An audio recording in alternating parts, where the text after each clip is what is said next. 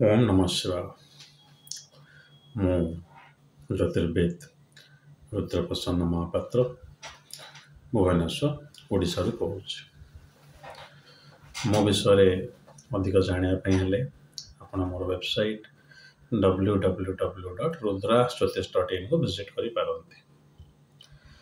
ଆଜି ଗୋଟେ ଭାରି କମନ୍ ଟପିକ୍ ଉପରେ ମୁଁ କହୁଛି, ମାନେ ଆଷ୍ଟ୍ରୋଲୋଜର ମାନଙ୍କ ପାଇଁ। ସେ ହେଲା ଷଡ଼ ବଳ। 6ଟା ବଳ ଗୋଟେ ଗ୍ରହର ଅଛି। କ'ଣ ସେ? ସ୍ଥାନ ବଳ, ଦିଗ ବଳ, ଦୃଷ୍ଟି ବଳ, ତାର ନୈସର୍ଗିକ ବଳ କେତେ,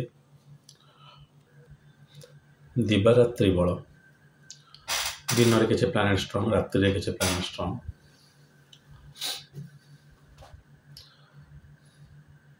ତ ଏଇସବୁ ବଳ ଗୁଡ଼ାକୁ ନେଇକି ଆମେ ଷଡ଼ବଳ କ୍ୟାଲକୁଲେସନ୍ କରୁ। ମୋର ୟୁଟ୍ୟୁବ୍ ଚ୍ୟାନେଲରେ ପ୍ରଥମ ଯେଉଁ ଭିଡ଼ିଓଟା ଅଛି ଆପଣ ଦେଖିବେ ହାଇଲାଇଟେଡ଼, ସେଇଟା ଷଡ଼ବଳ ପ୍ରେଜେଣ୍ଟେସନ୍ ମୁଁ କରୁଥିଲି ଅହମ୍ମଦାବାଦରେ, ଯେଉଁଠିକି ମୁଁ ଗାନ୍ଧୀ ଏବଂ ସର୍ଦ୍ଦାର ବଲ୍ଲଭ ଭାଇ ପଟେଲଙ୍କର ହରସ୍କୋପ୍ରେ ଦେଖେଇଥିଲି କାହିଁକି ତାଙ୍କ ଲାଇଫ୍ରେ ଏମିତି ହେଲା, ଖାଲି ଷଡ଼ବଳଟାକୁ ନେଇକି କେଉଁ ଗ୍ରହର ଷ୍ଟ୍ରେନ୍ଥଟା କେତେ ଅଛି।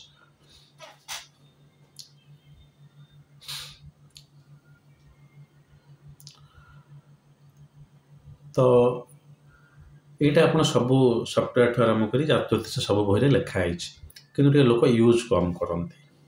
କ'ଣ ୟୁଜ୍ କମ୍ କରନ୍ତି? ଜାତକ ଉଚ୍ଚ ହୋଇଗଲା, ନିଚ ହୋଇଗଲା, ସେଇଠି ଗ୍ରହ ରହିଯାଆନ୍ତି, କିନ୍ତୁ ଗ୍ରହର ସବୁବେଳେ ବଳଟାକୁ ଦେଖିବେ ଷଡ଼ବଳରୁ। ଯଦି ଜାତକରେ ଷଡ଼ବଳଟା ନାହିଁ ସେ ଗ୍ରହର, ଯେତିକି ତା ଷଡ଼ବଳ ରହିବାର ଅଛି ଗୋଟେ ମିନିମମ୍ ଫିକ୍ସ ଅଛି। ବୁଧ 7ରୁ ଉପର ରହିବା କଥା, 7ରୁ ଉପରୁ ଯଦି ସେ କମ୍ ହେଇଗଲା ତାର ଷ୍ଟ୍ରେନ୍ଥ ନାହିଁ। ଯେତେ ଭଲ ପୋଜିସନ୍ ହେଇଥାଉ ତା ସମୟରେ ସେ ଫଳ ଦେଇପାରିବ ନାହିଁ। ଭଲ ଗ୍ରହ ହେଇଥିଲେ ଯେ ଭଲ ଫଳ ଦେବା କଥା ମିଳିବ ନାହିଁ। ଖରାପ ଗ୍ରହଟା ଯଦି ଆପଣ ଷଡ଼ବଳ ୱିକ୍ ଅଛି, ୱେଲ୍ ଆଣ୍ଡ ଗୁଡ୍, ଅର୍ଥାৎ ଆପଣଙ୍କର ପାପ ଭାର କମ୍ ଅଛି ପୁଣ୍ୟ ଭାର ଅପେକ୍ଷା।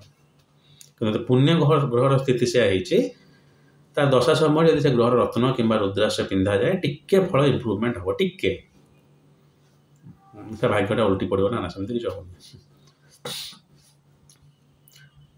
ଯଦି ଷଡ଼ବଳଟାକୁ ଗୋଟେ ଲୋକଟା ହାତରେ ବସି କ୍ୟାଲକୁଲେଟ୍ କରିବ ତାହେଲେ ତାକୁ ଲାଗିବ 2 ଦିନ ଖଣ୍ଡେ ଲାଗିବ। ମତେ ଲାଗିବ 3 ଦିନ ଖଣ୍ଡେ ବୋଧେ, ସବୁ ଗ୍ରହର ମିଶେଇକି ପୁରା ଏକ୍ଜାକ୍ଟ ଭାବ ବଳ ବାହାର କରିକି। କିନ୍ତୁ ସେମିତି ନୁହେଁ। ଏଥିରେ ଯୁକ୍ତି ବଳଟା କାହିଁ ନିଆଯାଇଛି ମୁଁ ଜାଣିନାହିଁ, ନିଆଯାଇ ନାହିଁ। ମିତ୍ର ଗ୍ରହ ଭିତରେ ଯଦି ଚନ୍ଦ୍ର ଆଉ ମଙ୍ଗଳ ମିଶିକି ବସନ୍ତି, ମଙ୍ଗଳ ଆଉ ସୂର୍ଯ୍ୟ ମିଶିକି ବସନ୍ତି, ଯୁକ୍ତିଟା ଥାଏ, ତାର କିଛି ଏକ୍ସଟ୍ରା ଷ୍ଟ୍ରେନ୍ଥ ଗୋଟେ ଗ୍ରହକୁ ଆଡ୍ କରେ, କଞ୍ଜକ୍ସନ୍ ଯୋଉଟା କୁହାଯାଏ। ଯଦି ସେ ଯୁକ୍ତିରେ ଅଛନ୍ତି, ସେ ଗ୍ରହର ଦଶା ସମୟରେ ତା ଯୁକ୍ତିରେ ଯେଉଁ ଥିବ ଗ୍ରହ, ତାର ବି ଟିକେ ଫଳ ମିଳିବାର ଚାନ୍ସ ରହିଛି। କିନ୍ତୁ ସେ ଯୁକ୍ତି ବଳଟା ଏଥିରେ ନିଆଯାଇ ନାହିଁ। କାହିଁକି ନିଆଯାଇ ନାହିଁ ମୁଁ ଜାଣିନି। ମୁଁ ସେଇଟା ରିସର୍ଚ୍ଚ ପେପର ବି ଲେଖିଛି, କହିଛି ବି।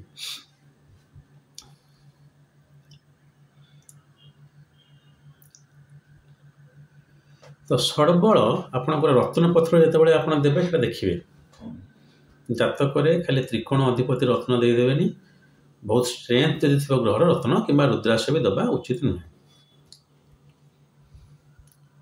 ଷଡ଼ବଳଟାକୁ ସଫ୍ଟୱେୟାରରେ ସବୁବେଳେ କ୍ୟାଲକୁଲେସନ୍ କରିକି ଦେଖିବେ ଯେ ସେ ଗ୍ରହର ଷ୍ଟ୍ରେନ୍ଥ କେତେ ଅଛି, ତାପରେ ତା ରେଜଲ୍ଟ ଡେଲିଭରିର କ୍ୟାପାସିଟି କେତେ ହେବ। ଯେକୌଣସି ଗ୍ରହ ଆପଣଙ୍କ ଜାତକରେ ଷଡ଼ବଳୀ ଥିବ, ସେ ଅକାରକ ହେଉ ଯୋଗକାରକ ହେଉ, ତାର ଇମ୍ପାକ୍ଟଟା ଆପଣଙ୍କ ଉପରେ ପଡ଼ିବ। ଷଡ଼ବଳୀ ମାନେ ଯେତିକି ଷଡ଼ବଳ ରହିବା କଥା ତାଠୁ ଉପରେ। ବର୍ତ୍ତମାନ ଷଡ଼ବଳୀ ମାନେ ଖୁବ୍ ଷଡ଼ବଳୀ ଯଦି କହିବି ତାହେଲେ କେତେ? ଯେତିକି ରହିବା କଥା ତାଠୁ 50% ଅଧିକ ଅଛି। ବୁଧ 7 ରହିବା କଥା, 7 ଅଧିକ ହେଇଗଲେ 3.5, 10.5 ଅଛି ମନେକର, ଚାନ୍ସେସ୍ ନାହିଁ ଏତେ ରହିବାର। ତାହେଲେ 8 ଯାକେ ଯଦି ପଳେଇଲା, ନା 8 କହୁଛି 9 ଯାକେ ପଳେଇଲା ବୁଧ, ତାହେଲେ ସେ ଲୋକଟା ବୁଦ୍ଧିଆ ହେବ। ସେ ବୁଧ ଯୋଉଠି ଥାନ୍ତୁ, ଯେକୌଣସି ଗୋଟେ ପ୍ଲାନେଟ୍ ଯଦି ଷଡ଼ବଳରେ ସବୁଠୁ ଷ୍ଟ୍ରଙ୍ଗ ଅଛି, ଏକ୍ସଟ୍ରିମଲି ଷ୍ଟ୍ରଙ୍ଗ ଅଛି, ସେଇ ପ୍ଲାନେଟଟା ସେ ଲୋକକୁ ରୁଲ୍ କରିବ। এটা ଗୋଟେ ପ୍ରକାର ମଡର୍ଣ୍ଣ ରିସର୍ଚ୍ଚ ମୁଁ କହିବିନି, ଡେଫିନେଟଲି ରିସର୍ଚ୍ଚରୁ ଆସିଛି। ଷଡ଼ବଳୀ ଗ୍ରହ ଆପଣଙ୍କୁ ନିୟନ୍ତ୍ରଣ କରେ। ଯଦି ଆପଣଙ୍କ ଜାତକରେ ସେଇ ଷଡ଼ବଳୀ ଗ୍ରହଟା ଖରାପ ହେଇକି ଅଛି, ତାହେଲେ ସେ ଆପଣଙ୍କୁ ସେଇ ଗ୍ରହଟା ଆପଣଙ୍କୁ ଖରାପ ଇଫେକ୍ଟ ଦେବ। ପୁରା ବୁଧ ଆପଣଙ୍କର ଖରାପ, ସବୁ ଖରାପ ବୁଦ୍ଧି ବାହାରିବ। ଖରାପ ମାନେ ରାହୁ ସହିତ ଯୁକ୍ତ ହେଇଯାଇଥିବ। ଷଡ଼ବଳୀ ବଟ୍ ନିଚ ହେଇଥିବ, ମନେ ରଖିଥାନ୍ତୁ। ଷଡ଼ବଳି ଗ୍ରହ ନିଚ ଯଦି ହେଇଥିବ ତାହେଲେ ଯେଉଁ ଅଶୁଭ ଫଳ ଆକ୍ଚୁଆଲି କୁହାଯାଏ ଯାଇନି, କୁହାଯାଏ ଶୁଭ ଫଳ ସେ ଦେବ ନାହିଁ। ଯଦି ବା ଟିକେ ଅଶୁଭ ଫଳ ସେ ଦିଏ ନିଚ ଗ୍ରହଟା, ତାହେଲେ ମାନେ ଲେଖା ହେଇଛି ଯେ ଅଶୁଭ ଫଳ ଗୋଟେ ଗ୍ରହ ଦେବନି ଯଦି ସେ ନିଚ ଅଛି। ଶୁଭ ଫଳ ଦେବନି, ତା ମାନେ ନୁହେଁ ଯେ ଅଶୁଭ ଦେଇଦେବ। କିନ୍ତୁ ଯଦି ବି ଅଶୁଭ ଦେଉଛି 10%, ତାହେଲେ ଷଡ଼ବଳ ଯଦି ଅଧିକ ଅଛି ଟିକେ ଅଧିକ ଅଶୁଭ ଫଳ ଆସିବ। ବୁଧ ସମୟରେ ଯଦି ଷଷ୍ଠ ଅଧିପତି ଥାଏ ତାହେଲେ ତାର ପେରିଫେରିଆଲ ନ୍ୟୁରୋଲୋଜିକାଲ ପ୍ରୋବ୍ଲେମ୍ ବାହାରି ଯାଇପାରେ। ସେ ଲୋକମାନଙ୍କ ସହିତ ଯେତେବେଳେ କହୁଥିବ ଲେଖୁଥିବ ଟିକେ ଅଧିକ କହିଦେଉଥିବ ମୋ ଭଳିଆ। ତେଣୁ କିନ୍ତୁ ଷଡ଼ବଳି ଅଛି ମାନେ ସେ ପ୍ଲାନେଟଟା ତାକୁ ରୁଲ୍ କରିବ, ଆଉ ସେଇ ପ୍ଲାନେଟର ଜାତକରେ ଲର୍ଡ଼ସିପ୍ ବା ଅଧିପତିତ୍ୱ ନେଇକି ଆଉ ତାର ପ୍ଲେସମେଣ୍ଟ ବା କେଉଁଠି ସେଇଟା ରହିଛି ତାକୁ ଦେଖିକି ସେ ରେଜଲ୍ଟଟା ଦେବ। ଭଲ ଗ୍ରହଟା ଷଡ଼ବଳି ଅଛି, ଖରାପ ଗ୍ରହଟା ଷଡ଼ବଳି ନାହିଁ। ଏଟା ଗୋଟେ ବେସିକ୍ ଭଲ ପ୍ରିନ୍ସିପଲ୍। ଖରାପ ଭଲ ଗ୍ରହ ବୋଲି କିଛି ନାହିଁ, ଆପଣଙ୍କର ପୁଣ୍ୟ ଘରଟାକୁ ଭଲ ପୋଜିଟେଡ୍ ଗ୍ରହ ଇଣ୍ଡିକେଟ୍ କରନ୍ତି। କାହିଁକି ଆପଣ ସେ ଲଗ୍ନରେ ଜନ୍ମ ହେଲେ, ଆଉ ଲଗ୍ନ ଜନ୍ମ ହେଲେ? ତ ସେଇଭଳିଆ ଆମର ଦେଖିବେ ଆପଣ, ଗୋଟେ ହେଲା ଆପଣଙ୍କର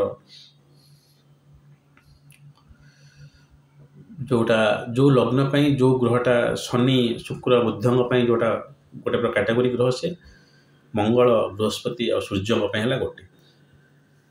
ଚନ୍ଦ୍ର ବି ଆପଣ ଯେତେ ନେଇପାରନ୍ତି। ତ ଯେଉଁଟା ଆ ପାଇଁ ଭଲ ହେବ ତା ପାଇଁ ଭଲ ହେବନି, ତା ପାଇଁ ଭଲ ହେବ ଆ ପାଇଁ ଭଲ ହେବନି, ତ ସେମିତି କିଛି ନାହିଁ। ସେଠି ଯେଉଁଠି ଶନିଟା ଦେଖୁଛି ତ ଭାଗ୍ୟ କେତେ, ଏ ଜନ୍ମର ପୁଣ୍ୟ, ଏ ଜନ୍ମରେ ତୁ କେତେ ପୁଣ୍ୟ ପାଇବୁ, ଭାଗ୍ୟ ଅଧିପତି ଉଚ୍ଚ, ଆରେ ବାବା ବହୁତ ବଢ଼ିଆ ଫଳ ପାଇବ। ସେ ଯେତେ ଅସୁବିଧା ହେଲେ ବି ସିଏ ଦବିବନି, ମୁଁ ଦେଖିଛି ଆଜ୍ଞା। କିନ୍ତୁ ଯଦି ଷଡ଼ବଳି ନଥିବ ତାହେଲେ ସେ ଖରାପ ଅବସ୍ଥାକୁ ଯିବନି, କିନ୍ତୁ ସେମିତି ଧୀରେ ଧୀରେ ଯିବ, ମାନେ ଆଭରେଜ ହେଇକି ଚାଲିବ। କିନ୍ତୁ ଉଚ୍ଚ ଅଛି, ସେ ଏ ଜନ୍ମର ପୁଣ୍ୟଟା ବହୁତ ଭଲ ଦେବ।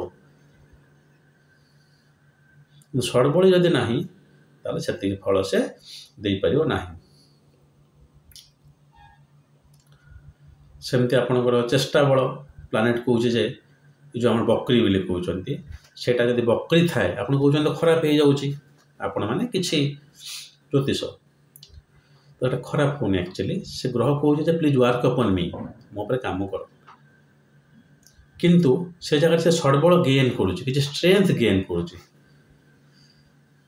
ଠିକ୍ ଅଛି, ଯେତେବେଳେ ଗୋଟେ ପ୍ଲାନେଟ୍ ଆର୍ଥ ପୃଥିବୀର ପାଖାପାଖି ପଳେଇ ଆସେ ସେଇଟା ବକ୍ରି ଭଳିଆ ଦେଖାଯାଏ, ସେଟାକୁ କୁହାଯାଏ ବକ୍ରି। କିନ୍ତୁ କୌଣସି ଗ୍ରହ ବଙ୍କା ହେଇକି ଚାଲେ ନା ପଛୁଆ, ସେମିତି ହେଉଥିଲେ ଆପଣଙ୍କର ସୂର୍ଯ୍ୟ ତାର ପଛୁଆ, ସୂର୍ଯ୍ୟ ତ ଚନ୍ଦ୍ର ବକ୍ରି ହୁଅନ୍ତିନି। ଆମର ଯେଉଁଟା କୁହାଯାଏ ମନେକର ମଙ୍ଗଳ ବକ୍ରି ହେଇଗଲା, ତାହେଲେ ତ ମଙ୍ଗଳ ତାର ଯେତିକି ଡ୍ୟୁରେସନ୍ ରହିଲା ଭଚକ୍ରଟାକୁ ପୁରା ବୁଲିବା ପାଇଁ ବୁଲି ପାରିବନି। ବକ୍ରି ଅର୍ଥାତ୍ ପୃଥିବୀର ପାଖ।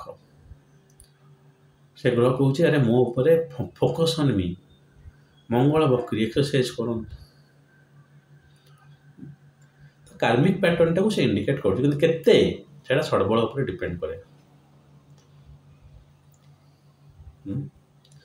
ତେଣୁ ଜାତକରେ ଯଦି ଷଡ଼ବଳ ନ ଦେଖିକି ଆପଣ ଖାଲି କହିଦେବେ ଯେ ନାଇଁ ଏଇ ଗ୍ରହଟା ବର୍ଗୋତ୍ତମ ଅଛି, ଉଚ୍ଚ ଅଛି, ଭଲ ଫଳ ଦେବ, ଶୁଭ ଫଳ ତ ଦେବ ସତ, କିନ୍ତୁ ବିଶେଷ ଦେଇପାରିବ ନାହିଁ ଯଦି ଷଡ଼ବଳରେ ଷ୍ଟ୍ରଙ୍ଗ ହେଇନଥିବ।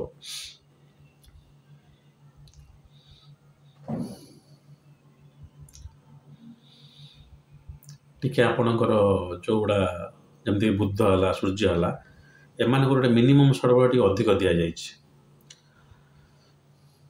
ଏମାନଙ୍କର ଷଡ଼ବଳ ଟିକେ ଅଧିକ ଦରକାର ସବୁ ଲୋକଙ୍କ ପାଇଁ। ଯେଉଁଠିକି ଶନି ମଙ୍ଗଳ ଭଳିଆ କ୍ରୂର ଗ୍ରହ ଯଦି 5 ରୂପରେ ପହଞ୍ଚିଗଲେ ସେମାନଙ୍କର ମିନିମମ୍ ଷଡ଼ବଳ ହେଇଗଲା। ନ୍ୟାଚୁରାଲ ଷ୍ଟ୍ରେନ୍ଥରେ ସେମାନଙ୍କୁ ସବୁଠୁ କମ୍ ବଳ ଦିଆଯିବା ସତ୍ତ୍ୱେ ବି, ସୂର୍ଯ୍ୟ ଚନ୍ଦ୍ର ଏମାନଙ୍କୁ ଅଧିକ ଦିଆଯିବା ସତ୍ତ୍ୱେ ବି ଆମର ଷଡ଼ବଳରେ ଯଦି ସେମାନେ ଅଧିକ ପଳେଇ ଆସନ୍ତି, ଶନି ମଙ୍ଗଳ ହରିକା ନ୍ୟାଚୁରାଲ ମାଲେଫିକ୍ ହରିକା, ସେ ବି ଆପଣଙ୍କୁ ରେଗୁଲେଟ୍ କରିବେ।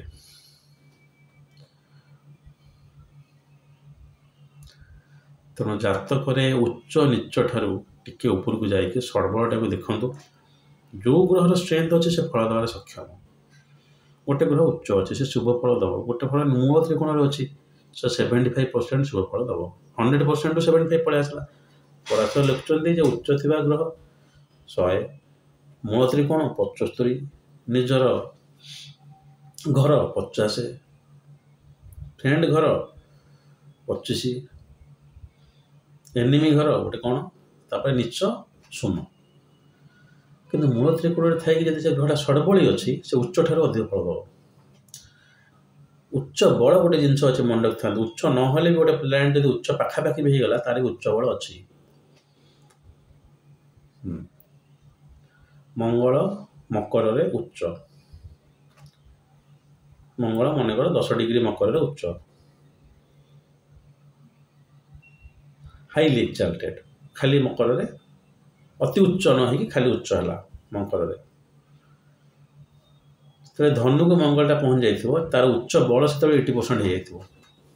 ତ ଧନୁର ମଙ୍ଗଳଟା କ'ଣ ଉଚ୍ଚ ବଳ ଆପଣ କ'ଣ କରୁଛନ୍ତି ନା, ଖାଲି ବଳରେ ଯିବ, କିନ୍ତୁ ସେଠି ଉଚ୍ଚ ହେଲାନି। କିନ୍ତୁ ଉଚ୍ଚ ବଳଟା ଷଡ଼ବଳରେ ମିଶିକି ରହିଲା। ତେଣୁ ଆପଣ ଷଡ଼ବଳଟା ଯେଉଁ ଷ୍ଟ୍ରେନ୍ଥ ଦେଖୁଛନ୍ତି, ସେଟା ହେଲା ଗୋଟେ ପ୍ଲାନେଟ୍ର ରେଜଲ୍ଟ ଡେଲିଭରିର ଇଣ୍ଟେନ୍ସିଟି। ଯେମିତି ଆମେ କହିବା ଗୋଟେ ଗାଡ଼ିର ସିସି, ଏଇ ଗାଡ଼ିର ଷ୍ଟ୍ରେନ୍ଥ ଏତିକି, କ୍ୟୁବିକ୍ କ୍ୟାପାସିଟି ଯେଉଁଟା କୁହାଯାଏ, ତାର ଷ୍ଟ୍ରେନ୍ଥ ସେତିକି ବୋଲି ଆମେ କହିବା। ଆଉ ଯଦି ଗୋଟେ ଲୋକ ଭଲ ଜାଗାରେ ପୋଜିସନ୍ ନେଇକି ସେ ପ୍ଲାନେଟ୍ଟା ଭଲ ଷ୍ଟ୍ରେନ୍ଥରେ ନଥାଏ, ତାହେଲେ ସେ ଫଳ ଦେବାରେ ଅକ୍ଷମ ହୋଇ ରହିବ।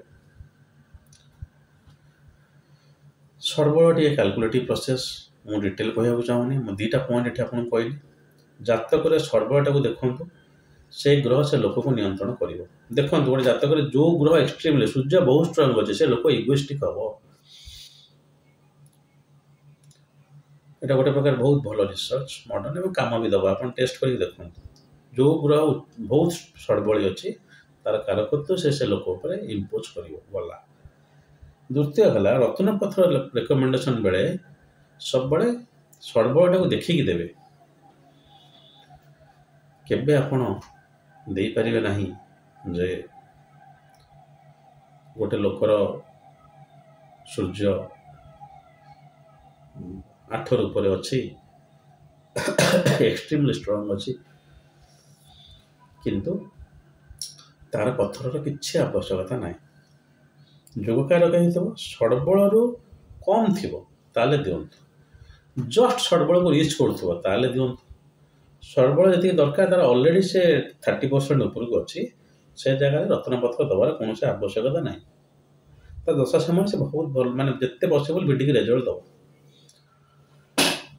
ଏତେ ଷ୍ଟ୍ରଙ୍ଗ ଅଛି ଗୋଟେ ଗ୍ରହଟା, ତ ଲୋକଟା ଉପରେ ଇମ୍ପୋଜ୍ କରୁଛି, ଆଉ କ'ଣ ଆମେ କରିବୁ?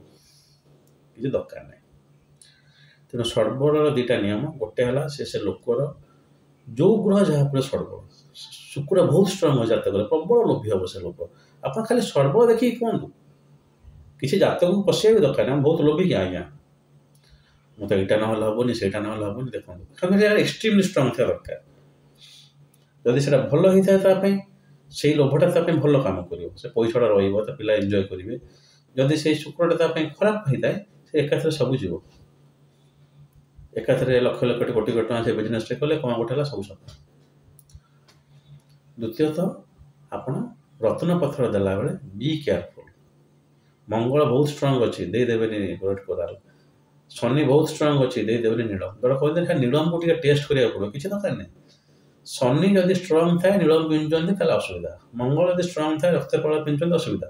କ'ଣ ଅସୁବିଧା? ଆପଣ ଝୁଣ୍ଟି ପଡ଼ିବେ, ମାନସିକ ସ୍ଥିତି ଠିକ୍ ରହିବନି, ଆପଣଙ୍କୁ ବହୁତ ମାନେ କ'ଣ ସେଟା କୁହନ୍ତି, କମ୍ଫର୍ଟେବଲ୍ ଲାଗିବନି ପଥରଟା ପିନ୍ଧିଲା ପରେ। କାହିଁକିନା ଗୋଟେ ପ୍ଲାନେଟାରୀ ଏନର୍ଜିଟା ଆପଣଙ୍କ ଭିତରେ ବହୁତ ହେଇଗଲା। ସେଇ ଗ୍ରହଟା ଯଦି ଫିଜିକାଲି ଆପଣଙ୍କୁ କିଛି ଇମ୍ପୋଜ୍ କରୁଥାଏ ତା ଏନର୍ଜି, ସେ ରତ୍ନ ମାଧ୍ୟମଟା ବହୁତ ହେଇଗଲା। ତେଣୁ ଦୟାକରି ଜାତକରେ ଷଡ଼ବଳଟା ଦେଖନ୍ତୁ। ସବୁ ସଫ୍ଟୱେୟାରରେ ଷଡ଼ବଳ ଆଭେଲେବୁଲ୍, ସବୁ କ୍ଲାସିକ୍ସରେ ଷଡ଼ବଳରେ କ୍ୟାଲକୁଲେସନ୍ ଲେଖା ହେଇଛି। ତାର ଏ 2ଟା ଖୁବ୍ ଭଲ ରିସର୍ଚ୍ଚ ମୁଁ ଆପଣଙ୍କ ପାଖରେ ପ୍ରେଜେଣ୍ଟ କଲି। ଯାହାପରେ କି ମୁଁ କହିଛି, ଅଫକୋର୍ସ କହିଛି, ଲେଖିଛି ବି। ଷଡ଼ବଳ ଉପରେ ଲେଖିଥିବା ରିସର୍ଚ୍ଚ ପେପର ଉପରେ ମୋ କମେଣ୍ଟ ବି ଆସିଥିଲା, ସାର୍ କେବଳ କାଳ ବଳକୁ ନେଇକି କୁହନ୍ତୁ। ଯେମିତିକି ଆପଣଙ୍କର ଶନି ରାତିରେ ବଳି ହେଲା ବେଳକୁ ସୂର୍ଯ୍ୟ ଦିନରେ ବଳି। ତ ଆପଣ ଦିନରେ ଜନ୍ମ ହୋଇଛନ୍ତି ନା ରାତିରେ ଜନ୍ମ ହୋଇଛନ୍ତି? ତ ସବୁଗୁଡ଼ା ଦେଖିକି ଷଡ଼ବଳ କ୍ୟାଲକୁଲେସନ୍ କରାଯାଏ। ଷଡ଼ବଳ ଦ୍ୱାରା ଗୋଟେ ପ୍ଲାନେଟ୍ ତାର ବଳାବଳଟାକୁ ଗୋଟେ ଇମ୍ପାକ୍ଟ ଉପରେ, ଗୋଟେ ନାଟିଭ୍ ଉପରେ ଦେଖାଏ। ହଉ, ଆଶା କରେ ମୁଁ ଯାହା କହିବାର ଥିଲା କହିଲି। ଆପଣମାନେ ଜାତକ ଏକ୍ଜାମିନେସନ୍ ସମୟରେ ସର୍ବଳଟାକୁ ଦୟାକରି ଇନକ୍ଲୁଡ଼ କରନ୍ତୁ, ବହୁତ ଭଲ ରେଜଲ୍ଟ ଆସିବ। ଜାତକରେ କେଉଁ ଗ୍ରହର ରତ୍ନ ଆପଣ ଦେବେ, ଯଦି ରତ୍ନ ବାଲା ଅଛନ୍ତି ଆପଣ, ତାହେଲେ ସେଟା ଦିଅନ୍ତୁ। ଖାଲି ପ୍ଲେସମେଣ୍ଟଟାକୁ ଦେଖିକି ଦିଅନ୍ତୁନି। ସେମ୍ ଜିନିଷ, ଭଲ ପୋଜିସନରେ ଗୋଟେ ଗ୍ରହ ରହିବାଟା ହେଲା ଉଚ୍ଚ, ତାର ବଳ କେତେ। ସେଇଠି ଜଣେ ଆଇଏଏସ୍ ଅଫିସର ଅଛନ୍ତି, ସେ କ'ଣ ନାହିଁ କ'ଣ କରିଦେଉଛନ୍ତି। ସେଇଠି ଆଉ ଜଣେ ଆଇଏଏସ୍ ଅଫିସର ଅଛନ୍ତି, ସେ କରିପାରୁନାହାନ୍ତି। ଭଲ ପୋଜିସନରେ ଅଛନ୍ତି କିନ୍ତୁ ସେତିକି ଅଥରିଟି ନାହିଁ। ଏଇଟା ହେଲା ଅଥରିଟି କହୁଛି, ମାନେ ସେତିକି କ୍ୱାଲିଟି ନାହିଁ, ସେତିକି ବଳ ନାହିଁ ତାଙ୍କ ଭିତରେ। ହଉ, ସର୍ବଳକୁ ନେଇ ଯଦି କିଛି ଡାଉଟ୍ ଥାଏ ମୋତେ ପଚାରିବେ। ଯୁକ୍ତି ବଳ କାହିଁକି ସର୍ବଳରେ ଇନକ୍ଲୁଡ଼ ହେଇନି ମୁଁ ଜାଣିନି, ଯଦି କିଏ ଜାଣିଥିବେ କମେଣ୍ଟ ସେକ୍ସନରେ କହିବେ। ଯାହା ମୁଁ କହୁଛି ସେଗୁଡ଼ା ମୋର ଲେଖିଛି, ପ୍ରେଜେଣ୍ଟ କରିଛି, କିନ୍ତୁ ମୋଷ୍ଟଲି ଇଂଲିଶରେ। ବହୁତ ଲୋକଙ୍କର ଅନୁରୋଧ କ୍ରମେ ମୁଁ କିଛି ଦିନ ଓଡ଼ିଆ ପଢ଼ାପଢ଼ି କରି ତାପରେ କହୁଛି। ସେଥିପାଇଁ ଆପଣ ବେଳେବେଳେ ଇଂଲିଶର ଟିକେ ଟିଞ୍ଜ ବା ସ୍ପର୍ଶ ଦେଖୁଥିବେ ମୋର କଥାରେ, ସେଥିପାଇଁ କ୍ଷମା କରିବେ। ଭିଡ଼ିଓ ଭଲ ଲାଗିଲେ ଲାଇକ୍ କରିବେ, ଖରାପ ଲାଗିଲେ ଡିସଲାଇକ୍ କରିବେ, କିନ୍ତୁ ଟିକେ ସେୟାର କରିଦେବେ ଅନୁରୋଧ। ଆପଣଙ୍କୁ ଯେଉଁଟା ଖରାପ ଲାଗୁଛି ତା ଉପରେ ଭଲ ଲାଗିପାରେ।